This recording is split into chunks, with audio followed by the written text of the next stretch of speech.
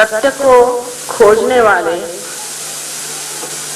सभी साधकों को हमारा प्रणाम। आप लोगों को देखकर ऐसा लगता है कि ये दुनिया बदलने के दिन आ ही गए हैं।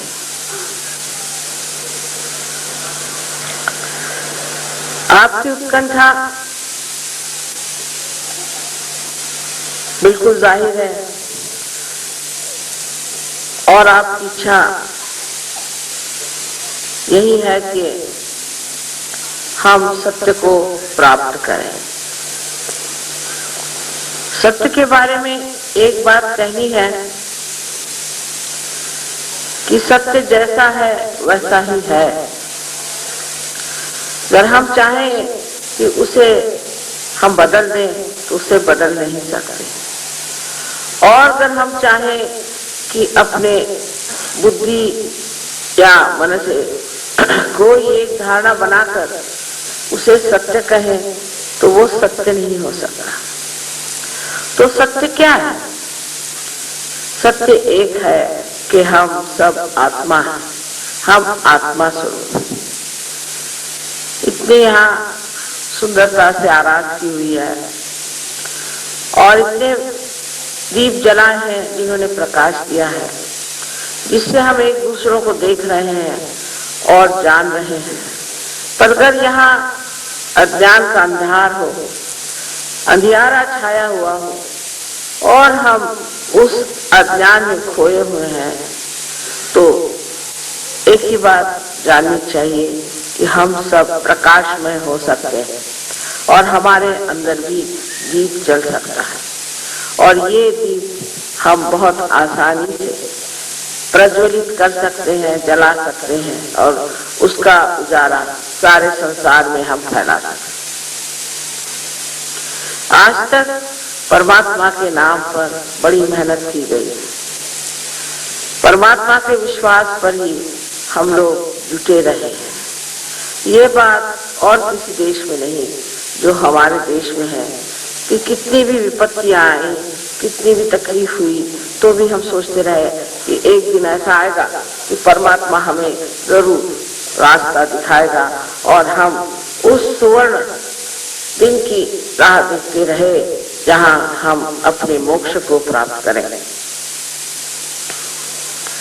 हमें सिर्फ अपने अज्ञान से मोक्ष मिलना है और यह अज्ञान हमारे अंदर तरह तरह की चीजों से आबसा हुआ।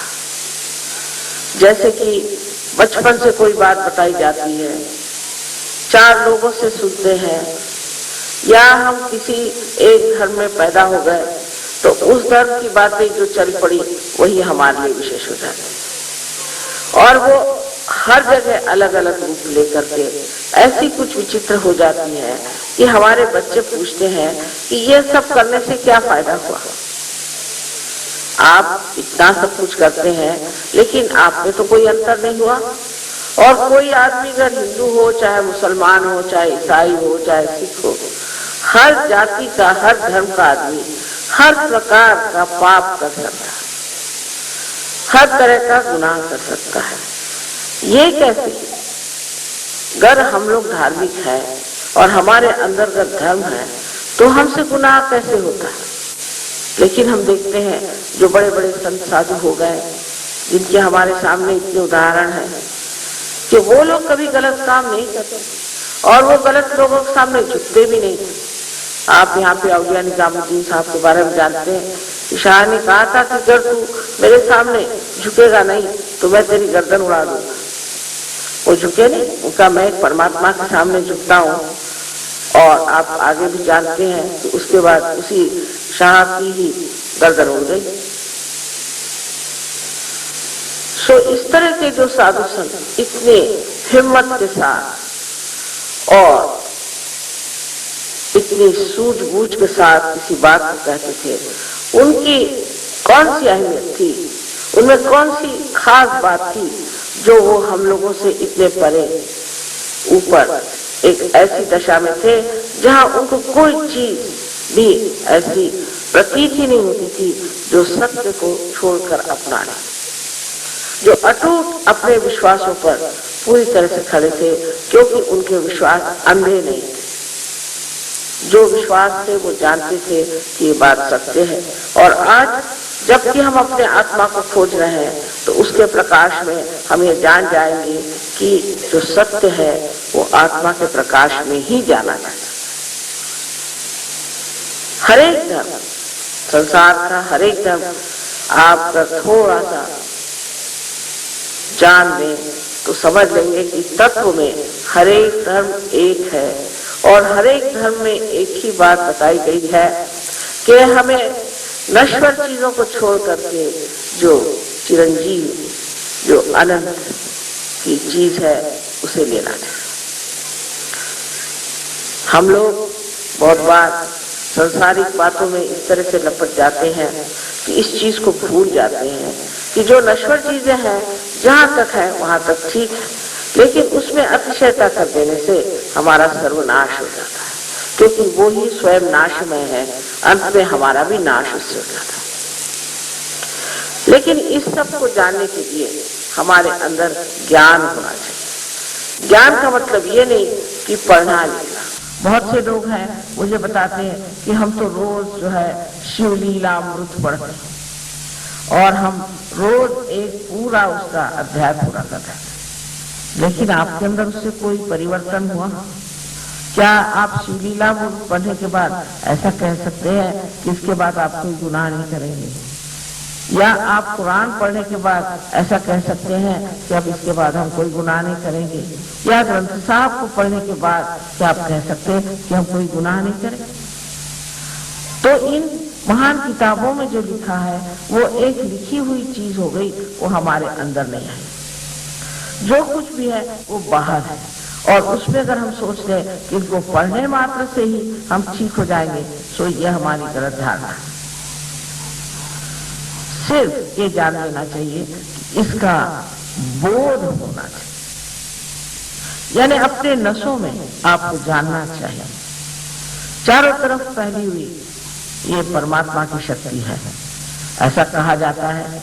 तो देखने में क्या है? अगर आप साइंस वाले हैं तो इसे आप देखिए कि ये कौन सी शक्ति है जिसे आप प्राप्त कर सकते हैं। ये जो शक्ति हमारे अंदर है, ये शक्ति इससे कि हम उसे जानते हैं, वो भी अगर हम कहें कि आपके अंदर सुप्तावस्था में है तो क्या है कि हम इसको पूरी तरह से प्राप्त कर लें, क्योंकि अगर ये हमारी ही शक्ति है और इससे हमें ही बोध होने वाला है और इससे हम ही बहुत ऊंचे उठ जाने वाले हैं, तो फिर क्यों ना हम इस चीज को पूरी तरह से अपना लें और इस पे पूरी बात करके जाने कि ये चीज है क्या। दूसरी बात ये भी कही जाती है, आज ही एक साहब ने मुझसे कहा कि कर्म करने से मनुष्य स्वच्छ हो जाता है। मैंने कहा मनुष्य कर्म क्या करता है? जब तक ये भावना आपके अंदर है कि आप कर्म कर रहे हैं तब तक आप स्वच्छ है ही नहीं। आपके अंदर अहंकार बैठा था और वो अहंकार जो है वो आपको बता रहा है कि आप ये कर्म कर रहे हैं, आप वो कर्म कर रहे हैं। पर वास्तविक हम लोग कर्म क्या करते हैं? कोई चीज मर गई, कोई पेड़ मर गया तो उससे फर्नीचर बना दिया, या कहीं पत्थर से जो मरे हुए थे उनसे ला करके आपने अगर मकानात खड़े कर दिए तो आपने क्या बड़ा भारी काम कर लिया? मरे से मरा किया, आपने कोई जिंदा काम किया है? सहयोग के बाद जब आप पार हो जाते हैं तो आपके हाथों से कुंडलिनी उठती है। यही बात है कि हम कुछ भी नहीं कर सकते, ये जीवंत क्रिया है, या अपने आप घटित होती है और हर मानव का ये जन्म सिद्धाधिकार है कि वो इस योग को प्राप्त करे। भगवान ने आपको मनुष्य किस लिए बनाया? आधा अधूरा छोड़ देने के लिए, इस अज्ञान में गोते लगाने के लिए? ऐसा तो नहीं हो सकता। वो तो परमात्मा परम दयालु कृपावान है, वो क्या आपको इस तरह से छोड़ देंगे? बहुत से लोग सोचते हैं कि अब सारा संसार नष्ट होने वाला है। अरे जिसने ये संसार बनाया वो इतना बलिष्ठ और समर्थ है, वो क्या इस संसार को नष्ट होने देगा? कभी भी नहीं। और इसलिए जान लीजिए कि आप लोगों में से ही वो बलिष्ठ लोग तैयार होंगे जो सारे संसार को बदल सकते हैं और सारी दुनिया में आनंद ला सकते हैं। दूसरी बात ये भी है कि ये जैसे यहाँ इतने सारे आपने लाइट्स लगाए हैं और पर कोई पूछे कि भाई इन लाइट्स को इस तरह से जलाना है तो कहेंगे एक स्विच है उसे जला दीजिए, लाइट हो जाएगी। इसी प्रकार आपके अंदर भी पूर्ण व्यवस्था हो गई। उन्होंने बहुत सुंदर सारी व्यवस्था आपके अंदर कर रखी है व्यवस्थित रूप से, और बस एक स्विच लगाने की बात है कि वो सब हो जाएगा। अब अगर कोई बताए कि कहाँ से बिजली लाए, कहाँ से ये ले आए, वहां से वो लाए, ये बिजली का इतिहास क्या है, तो सरदर्द हो जाएगा। आप कहेंगे भैया पहले बत्ती लगाओ फिर बात करें।